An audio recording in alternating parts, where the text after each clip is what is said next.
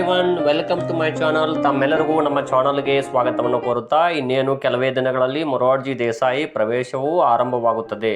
ಅದಕ್ಕಾಗಿ ಕರ್ನಾಟಕ ಎಕ್ಸಾಮಿನೇಷನ್ ಅಥಾರಿಟಿಯವರು, ಕರ್ನಾಟಕ ಪರೀಕ್ಷಾ ಪ್ರಾಧಿಕಾರ ಇವರು ತಾತ್ಕಾಲಿಕ ಅಂಕಪಟ್ಟಿಯನ್ನು ಜಿಲ್ಲಾವಾರು ಪ್ರಕಟ ಮಾಡಿರುತ್ತಾರೆ. ರಿಸಲ್ಟ್ಗೆ ಆಕ್ಷೇಪಣೆ ಸಲ್ಲಿಸಬಹುದು ದಿನಾಂಕ 13 ಮಾರ್ಚ್ 2025ರವರೆಗೆ.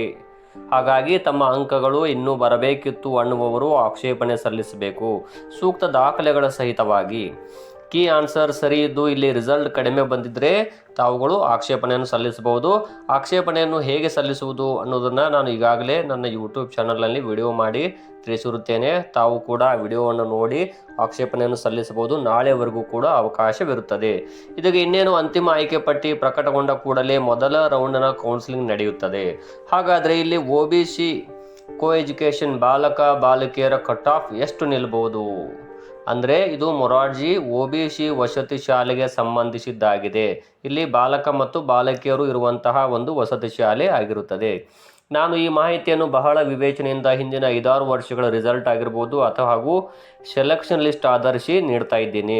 ಮತ್ತು ಇಲ್ಲಿ ಸರ್ಕಾರದ ನಿಯಮಾವಳಿಗಳ ಪ್ರಕಾರ ಇಲ್ಲಿ ಮೀಸಲಾತಿ ಆಗಿರ್ಬೋದು ಹಾಗೂ ಮೆರಿಟ್ ಪಟ್ಟಿ ಮತ್ತು ವಿದ್ಯಾರ್ಥಿಗಳು ಅರ್ಜಿ ಸಲ್ಲಿಸುವಾಗ ನೀಡಿದ ಶಾಲಾವಾರು ಆದ್ಯತೆಯ ಕ್ರಮವನ್ನು ಅನುಸರಿಸಿ ಈ ಮಾಹಿತಿಯನ್ನು ತಮಗೆ ನೀಡ್ತಾ ಇದ್ದೀನಿ. ಆದ್ದರಿಂದ ತಮ್ಮ ಮಕ್ಕಳು OBC ವಸತಿ ಶಾಲೆಗೆ ಆಯ್ಕೆಯಾಗಲು ಕನಿಷ್ಠ ಈ ಕೆಳಕಂಡಂತೆ ಅಂಕಗಳನ್ನು ಪಡೆದಿರಬೇಕು. ಓಕೆ, ಹಾಗಾದರೆ ಎಷ್ಟು ಅಂಕ ಪಡೆದಿರಬೇಕು ಅನ್ನೋದನ್ನು ನೋಡೋಣ. ಅದಕ್ಕೂ ಮುಂಚೆ ನೀವು ನಮ್ಮ ಚಾನಲನ್ನು ಮೊದಲ ಬಾರಿಗೆ ನೋಡ್ತಾ ಇದ್ದರೆ ತಾವೆಲ್ಲರೂ ಕೂಡ ನಮ್ಮ ಚಾನಲನ್ನು ಸಬ್ಸ್ಕ್ರೈಬ್ ಆಗಿ, ಅದೇ ರೀತಿಯಾಗಿ ಬೆಲ್ ಐಕನನ್ನು ಕೂಡ ಪ್ರೆಸ್ ಮಾಡಿ. ಇದರಿಂದ ನಮಗೆ ಹೊಸ ಯೂಸ್ಫುಲ್ ಆಗಿರುವಂಥ ವಿಡಿಯೋಗಳನ್ನು ಮಾಡಲಿಕ್ಕೆ ನಮಗೆ ಇನ್ಸ್ಪೈರ್ ಆಗುತ್ತೆ, ಸ್ಫೂರ್ತಿ ಸಿಗುತ್ತೆ ಅಂತ ಹೇಳ್ತಾ, ಓಕೆ, ಹಾಗಾದರೆ ಇಲ್ಲಿ OBC ವಸತಿ ಶಾಲೆಗೆ ಆಯ್ಕೆಯಾಗಲು ಕನಿಷ್ಠ ಎಷ್ಟು ಅಂಕಗಳನ್ನು ಪಡೆದಿರಬೇಕು ಅನ್ನೋದನ್ನು ನೋಡ್ತಾ ಹೋಗೋಣ. ನಾವು ಇಲ್ಲಿ ಜಾತಿವಾರುವನ್ನು ನೋಡ್ತಾ ಹೋಗ್ತೀನಿ. ಮೊದಲು ಸ್ಥಳೀಯ ಅಭ್ಯರ್ಥಿಗಳು ಅಂದರೆ ಅದೇ ತಾಲೂಕಿನಲ್ಲಿ ಕಲಿತಿರುವಂಥ ವಿದ್ಯಾರ್ಥಿಗಳಿಗಾಗಿ ಇಲ್ಲಿ 2A ಇಲ್ಲಿ ಬಾಲಕರು 80 ಕನಿಷ್ಠ ಅಂಕಗಳನ್ನು ಪಡೆದಿರಬೇಕು, ಬಾಲಕಿಯರು 70. ಇನ್ನು 2B ಇವರು 74 ಬಾಲಕರು, 65 ಬಾಲಕಿಯರು. ಇನ್ನು 3A ಅವರು 74 ಅಂಕಗಳನ್ನು ಪಡೆದಿರಬೇಕು, ಬಾಲಕಿಯರು 82 ಅಂಕಗಳು. ಇನ್ನು 3B 83 ಅಂಕಗಳನ್ನು ಬಾಲಕರು ಹಾಗೂ 79 ಅಂಕಗಳನ್ನು ಬಾಲಕಿಯರು. ಇನ್ನು ಪರಿಶಿಷ್ಟ ಜಾತಿಯವರು 70 ಅಂಕಗಳು ಬಾಲಕರು, 72 ಅಂಕಗಳನ್ನು ಬಾಲಕಿಯರು. ಅದೇ ರೀತಿಯಾಗಿ ಇಲ್ಲಿ ಪರಿಶಿಷ್ಟ ಪಂಗಡದ ಬಾಲಕರು 66 ಅಂಕಗಳನ್ನು ಪಡೆದಿರಬೇಕು, ಇಲ್ಲಿ ಬಾಲಕಿಯರು 80 ಅಂಕಗಳನ್ನು ಪಡೆದಿರಬೇಕಾಗುತ್ತೆ, ಕನಿಷ್ಠ ಅಂಕಗಳು. ಇನ್ನು ಪ್ರವರ್ಗ 1ರಲ್ಲಿ ಬಾಲಕರು 62 ಅಂಕಗಳು, ಬಾಲಕಿಯರು ಕನಿಷ್ಠ 55 ಅಂಕಗಳನ್ನು ಇಲ್ಲಿ ಪಡೆದಿರಬೇಕಾಗುತ್ತದೆ. ಅದೇ ರೀತಿಯಾಗಿ ಇನ್ನು ನಾನ್ ಲೋಕಲ್ ಅಂದರೆ ತಾಲೂಕು ಬಿಟ್ಟು ಬೇರೆ ತಾಲೂಕಿನ ವಿದ್ಯಾರ್ಥಿಗಳನ್ನು ಕೂಡ ಈ ಶಾಲೆಗಳಿಗೆ ಆಯ್ಕೆ ಮಾಡಲಾಗುತ್ತೆ. ಹಾಗಾದರೆ ಇಲ್ಲಿ ನಾವು ಕಾಸ್ಟ್ ವೈಸ್ ನೋಡ್ತಾ ಹೋದರೆ ಇಲ್ಲಿ 2A ಬಾಲಕರು 87 ಅಂಕಗಳು ಕನಿಷ್ಠ, ಬಾಲಕಿಯರು 86 ಅಂಕಗಳು. ಅದೇ ರೀತಿಯಾಗಿ ಇಲ್ಲಿ 3Bಯಲ್ಲಿ ಕನಿಷ್ಠ ಬಾಲಕರು 86 ಅಂಕಗಳು, ಬಾಲಕಿಯರು 87 ಅಂಕಗಳು.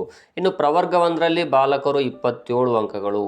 ಇನ್ನು ಪರಿಶಿಷ್ಟ ಜಾತಿಯಲ್ಲಿ ಬಾಲಕಿಯರು ಕನಿಷ್ಠ 37 ಅಂಕಗಳು.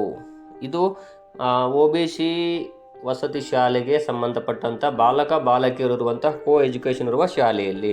ಇನ್ನು ಇದೇ ಶಾಲೆಯಲ್ಲಿ ಕೂಡ ವಿಶೇಷ ವರ್ಗದವನ್ನು ಕೂಡ ಆಯ್ಕೆ ಮಾಡಲಾಗುತ್ತೆ. ಅದು ಇಲ್ಲಿ ನಾವು ಕಾಸ್ಟ್ ವೈಸ್ ಜಾತಿವಾರು ನೋಡ್ತಾ ಹೋದಾಗ 2Aಯಲ್ಲಿ ಬಾಲಕರು ಕನಿಷ್ಠ 59 ಅಂಕಗಳನ್ನು ಮತ್ತು ಬಾಲಕಿಯರು ಕನಿಷ್ಠ 48 ಅಂಕಗಳು. ಇನ್ನು 3Bಯಲ್ಲಿ 3Bಯಲ್ಲಿ ಬಾಲಕಿಯರು ಕನಿಷ್ಠ 59 ಅಂಕಗಳು. ಇನ್ನು ಪರಿಶಿಷ್ಟ ಜಾತಿಯಲ್ಲಿ ಬಾಲಕರು 37 ಅಂಕಗಳು. ಇನ್ನು ಪರಿಶಿಷ್ಟ ಪಂಗಡದಲ್ಲಿ ಬಾಲಕರು 46, ಬಾಲಕಿಯರು 53 ಅಂಕಗಳು. ಇಲ್ಲಿ ಕೆಲವೊಂದು ಕಾಸ್ಟಲ್ಲಿ ಕೆಲವೊಂದು ನಾವು ಅಲ್ಲಿ ಲಿಸ್ಟಲ್ಲಿ ಇರುವುದಿಲ್ಲ. ಕಾರಣ ಏನು ಅಂದರೆ ಇದು OBC ವಸತಿ ಶಾಲೆ ಆಗಿರುವುದರಿಂದ ಕೆಲವೊಂದು ಕಾಸ್ಟ್ಗಳಿಗೆ ಅಲ್ಲಿ ಮೀಸಲಾತಿ ಇರುತ್ತದೆ, ಹಾಗಾಗಿ ಕೆಲವೊಂದಕ್ಕೆ ಇರುವುದಿಲ್ಲ. ಇಲ್ಲಿ 2A 2B 3A 3B ಈ ಜಾತಿಯವರಿಗೆ ಹೆಚ್ಚು ಸ್ಥಾನಗಳನ್ನು ಇಲ್ಲಿ ಮೀಸಲಾಗುತ್ತೆ. ಇನ್ನು ಸಮಾಜ ಕಲ್ಯಾಣ ಇಲಾಖೆ ಅಡಿಯಲ್ಲಿ ಬರುವಂತಹ ಪರಿಶಿಷ್ಟ ಜಾತಿ ವಸತಿ ಶಾಲೆಯಲ್ಲಿ ಪರಿಶಿಷ್ಟ ಜಾತಿ ಪರಿಶಿಷ್ಟ ಪಂಗಡದ ವಿದ್ಯಾರ್ಥಿಗಳಿಗೆ ಹೆಚ್ಚಿನ ಮೀಸಲಾತಿ ಇರುತ್ತದೆ. ಹಾಗಾಗಿ ತಾವು ಕೂಡ ತಮ್ಮ ಮಕ್ಕಳು ಎಷ್ಟು ಅಂಕಗಳನ್ನು ಪಡೆದಿದ್ದಾರೆ ಅನ್ನೋದನ್ನು ನೋಡಿ ಇಲ್ಲಿ ಆಯ್ಕೆ ಆಗಬಹುದು ಅನ್ನೋದನ್ನು ಈ ವಿಡಿಯೋದಲ್ಲಿ ನಾನು ನಿಮಗೆ ತಿಳಿಸ್ಕೊಡ್ತಾ ಇದ್ದೀನಿ. ಧನ್ಯವಾದಗಳು.